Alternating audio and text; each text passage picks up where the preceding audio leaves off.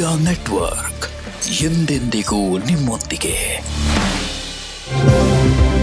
ಹೇಗಿದೆ ಮಕರ ರಾಶಿಯವರ ಪರಾಭವನಾಮ ಸಂವತ್ಸರದ ಭವಿಷ್ಯ? ಮಕರ ರಾಶಿಯವರು ಈ ವರ್ಷ ಹಾರ್ಷ್ ಆಗಿ ಕಠಿಣವಾಗಿ ಮಾತಾಡಬಾರದು. ಕೌಟುಂಬಿಕ ವಿಷಯ ಅಂತ ಬಂದಾಗ ಕೂಲಾಗಿ ಡಿಸಿಷನ್ ತಗೋಬೇಕು. ಹಣಕಾಸಿನ ಸಂದರ್ಭ ಬಂದಾಗ ಅರ್ಜೆಂಟ್ ಮಾಡಬೇಡಿ. ಇನ್ನೂ ಇಂಥ ಹಲವಾರು ಕುತೂಹಲಕಾರಿ ಅಂಶಗಳು ಈ ಸಂಚಿಕೆಯಲ್ಲಿದೆ. ಹಾಗಾಗಿ ನೋಡೋದನ್ನ ಮುಂದುವರಿಸಿ. ಓಂ ನಮೋ ಭಗವತೆ ವಾಸುದೇವಾಯ. ಲಕ್ಷ್ಮೀ ಸಮೇತ ಶ್ರೀಮನ್ನಾರಾಯಣರ ದಿವ್ಯಪಾದ ಚರಣಕಮಲಗಳಿಗೆ ಅನಂತ ಕೋಟಿ ವಂದನೆ. ಪರಾಭವನಾಮ ಸಂವತ್ಸರ, ಯುಗಾದಿಯ ವರ್ಷ ಭವಿಷ್ಯ, ರಾಶಿ ಮಕರ ರಾಶಿ.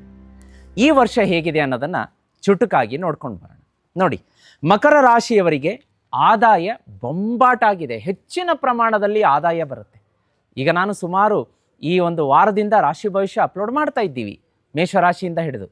ನಾನು ಅಬ್ಸರ್ವ್ ಮಾಡ್ತಾ ಇದ್ದೀನಿ, ಈ ಎಲ್ಲ ರಾಶಿಗಳಿಗೂ ಸುಮಾರು 10ಕ್ಕೆ 9, 8, 7 ಈ ಥರದ ಆದಾಯ ಇದ್ದರೆ ಮಕರ ರಾಶಿಯವರಿಗೆ ಮಾತ್ರ 10ಕ್ಕೆ 11 ಆದಾಯ ಇದೆ.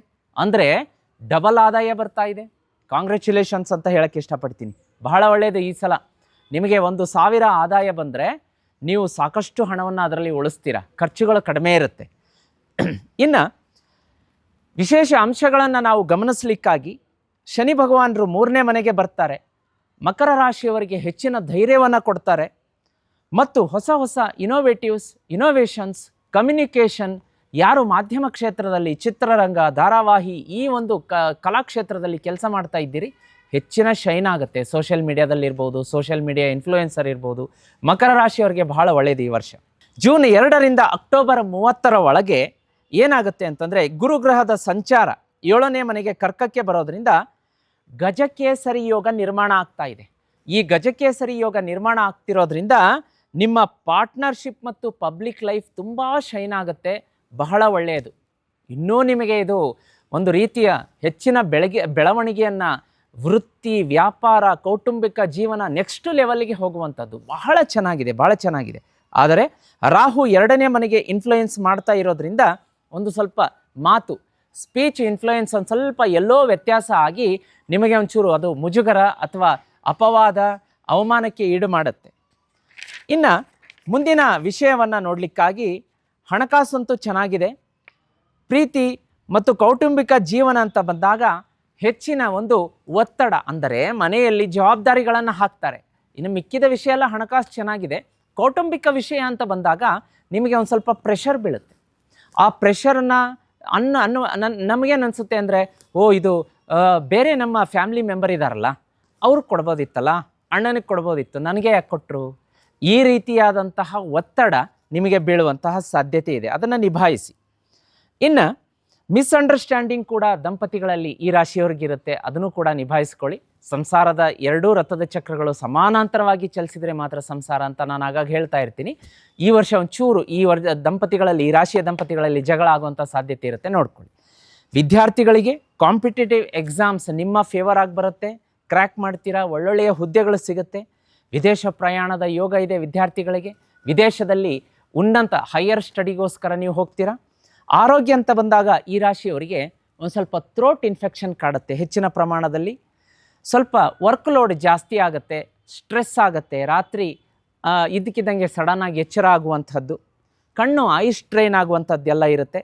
ಗೋಲ್ಡನ್ ಪೀರಿಯಡ್ ಅಂತ ಬಂದಾಗ ನಿಮಗೆ ಜೂನ್ 2ರಿಂದ ಅಕ್ಟೋಬರ್ 30ರ ಒಳಗಡೆ ಯಾರ್ಯಾರಿಗೆ ಮದುವೆ ಸೆಟ್ ಆಗಿಲ್ಲ, ವಿವಾಹ ಆಕಾಂಕ್ಷಿಗಳಿದ್ದೀರಿ, ಮದುವೆ ಸೆಟ್ ಆಗುತ್ತೆ. ಸಂತಾನ ಪ್ರಾಪ್ತಿಗೆ ಹಂಬಲಿಸ್ತಾ ಇರೋರಿಗೆ ಗುಡ್ ನ್ಯೂಸ್ ಬರುತ್ತೆ. ಫೈನಾನ್ಷಿಯಲ್ ಸ್ಟೆಬಿಲಿಟಿ ಇರುತ್ತೆ. ಪಬ್ಲಿಕ್ ಆನರ್ ಸಿಗುತ್ತೆ, ವಿಸಿಬಿಲಿಟಿ, ನಿಮ್ಮ ಒಂದು ಸ್ಥಾನಮಾನ ಹೆಚ್ಚಾಗುತ್ತೆ ಒಂದು ಸಮಾಜದಲ್ಲಿ. ಎಚ್ಚರಿಕೆಯ ಸಮಯ ಸಂದರ್ಭ ಅಂತ ಬಂದಾಗ ಮೇಯಿಂದ ಮಾರ್ಚ್, ಏಪ್ರಿಲ್, ಮೇ ಈ 3 ತಿಂಗಳಲ್ಲಿ ಒಂದು ಸ್ವಲ್ಪ ಹಾರ್ಷ್ ಸ್ಪೀಚ್ ಬೇಡ. ಕಠಿಣವಾದಂಥ ಮಾತು ಎದುರುಗಡೆ ಇರೋರಿಗೆ ಮನಸ್ಸಿಗೆ ನಾಟಿ ಚುಚ್ಚಿ ಸ್ವಲ್ಪ ಕಾಂಟ್ರವರ್ಸಿ ಆಗಬಹುದು. ಇನ್ನು ಫೈನಾನ್ಷಿಯಲ್ ಕಮಿಟ್ಮೆಂಟ್ಗಳನ್ನು ರಾಂಗ್ ಆಗಿ ತೊಗೋತೀರಾ ಈ ವರ್ಷ, ಅದ್ರ ಬಗ್ಗೆ ಎಚ್ಚರಿಕೆ. ಫ್ಯಾಮಿಲಿ ಡಿಸಿಷನ್ಸ್ಗಳನ್ನು ಬಹಳ ಜಾಗೃತಿಯಾಗಿ ತಗೊಳ್ಳಿ. ಇನ್ನು ನಿಮಗೆ ರೆಮಿಡಿ ಅಂತ ಬಂದಾಗ ಈ ವರ್ಷ ಆಂಜನೇಯನ ಆರಾಧನೆ ಅತ್ಯಂತ ಸೂಕ್ತ. ಹಾಗಾಗಿ ಆಂಜನೇಯನ ಪ್ರತಿಯೊಂದು ಮಂಗಳವಾರ, ಶನಿವಾರ ನಿಮಗೆ ಪೂಜೆ ಮಾಡಿಸೋದಕ್ಕೆ ಸಾಧ್ಯ ಆಗದೇ ಇದ್ದರೂ ಪರವಾಗಿಲ್ಲ, ಆಂಜನೇಯನ ದೇವಸ್ಥಾನಕ್ಕೆ ಹೋಗ್ಬಿಟ್ಟು ಅಲ್ಲೇ ಕೂತ್ಕೊಂಡು ಒಂದ್ಸಲ ನಮಸ್ಕಾರ ಮಾಡಿ ಹನುಮಾನ್ ಚಾಲೀಸನಾದರೂ ಹೇಳ್ಕೊಂಬನ್ನಿ. ಅದೂ ಆಗಲಿಲ್ಲ ಗುರುಗಳೇ, ಸಮಯದ ಒತ್ತಡ ಇದೆ ಅಂತಂದರೆ ಒಂದು 11 ಸಲ ಓಂ ಹಂ ಹನುಮಂತೇ ನಮಃ ಆದರೂ ಹೇಳ್ಕೊಳ್ಳಿ. ಆಂಜನೇಯನ ಆರಾಧನೆ ಬಹಳ ಸೂಕ್ತ. ಈ ವರ್ಷ ಪೂರ್ತಿ ಈ ರಾಶಿಯವರು ಮನೆಯಿಂದ ಹೊರಗಡೆ ಹೊರಡಬೇಕಾದ್ರೆ ಓಂ ಹಂ ಹನುಮಂತೇ ನಮಃ ಅಂತ 11 ಸಲ ಹೇಳ್ಕೊಂಡು ಮನೆಯಿಂದ ಹೊರಟ್ರೆ ಬಹಳ ಶುಭ. ಇನ್ನು ಹೆಚ್ಚಿನ ಶುಭ ಫಲಗಳನ್ನು ಈ ರಾಶಿಯವರು ಪಡಿಬೇಕು ಅಂತಂದರೆ ಯಾರ್ಯಾರು ಜಿತ್ ಮೀಡಿಯಾದಿಂದ ಶ್ರೀಚಕ್ರ ತರಿಸಿದ್ದೀರಿ ಪೂಜೆ ಮಾಡೋದನ್ನು ಮುಂದುವರಿಸಿ, ತರಿಸಿಲ್ಲ ಅಂತಂದರೆ ಈ ಯುಗಾದಿಯ ದಿನ ಅಂದರೆ ಪರಾಭವ ನಾಮ ಸಂವತ್ಸರ ವಿಶೇಷವಾಗಿ ಬಂದಿದೆ. ಯುಗಾದಿಯ ದಿನ 3:30 ಮುಹೂರ್ತ ಇದೆ. ಅವತ್ತಿನ ದಿನ ಅಷ್ಟಸಿದ್ಧಿ ಪೀಠದ ಮೇಲಿಟ್ಟು ಶ್ರೀಚಕ್ರ ಪೂಜೆ ಮಾಡಿಸ್ತಾ ಇದ್ದೀನಿ. ನಿಮ್ಮ ಹೆಸರನ್ನ ಈಗಲೇ ಸ್ಕ್ರೀನ್ ಮೇಲೆ ಕಾಣಿಸುವ ನಂಬರಿಗೆ ಕೊಟ್ಟು ಬುಕ್ಕಿಂಗ್ ಮಾಡಿಸ್ಕೊಳ್ಳಿ. 30ರಿಂದ 40 ದಿವಸ ಆದಮೇಲೆ ಮನೆಗೆ ಬರುತ್ತೆ. ನೋಡಿ, ಅದು ಮನೆಗೆ ಬಂದ ಮೇಲೆ ಅದೃಷ್ಟವೇ ಕುಲಾಯಿಸುತ್ತೆ, ಜೀವನನೇ ಪರಿವರ್ತನೆ ಆಗುತ್ತೆ. ವೀಕ್ಷಕರೇ, ಇದಾಗಿತ್ತು ಮಕರ ರಾಶಿಯವರ ಪರಾಭವ ನಾಮ ಸಂವತ್ಸರದ ವರ್ಷ ಭವಿಷ್ಯ. ಈ ವಿಡಿಯೋನ ನಿಮ್ಮೊಟ್ಟಿಗೆ ಇಟ್ಕೊಂಡು ಕೊಡೋದು ಬೇಡ. ಮತ್ತೆ ಮುಂದಿನ ಸಂಚಿಕೆಯಲ್ಲಿ ಇನ್ನೊಂದು ರಾಶಿ ಭವಿಷ್ಯದೊಂದಿಗೆ ನಿಮ್ಮ ನೆಚ್ಚಿನ ಸುಧೀಂದ್ರ ದೇಶಪಾಂಡೆ ಗುರುಜಿ ಬರ್ತೀನಿ. ಅಲ್ಲಿಯವರೆಗೂ ಈ ವಿಡಿಯೋನ ಎಲ್ರಿಗೂ ಶೇರ್ ಮಾಡಿ. ಭಗವಂತ ಎಲ್ಲರಿಗೂ ಒಳಿತನ್ನ ಉಂಟು ಮಾಡಲಿ. ಓಂ ನಮೋ ಭಗವತೆ ವಾಸುದೇವಾಯ.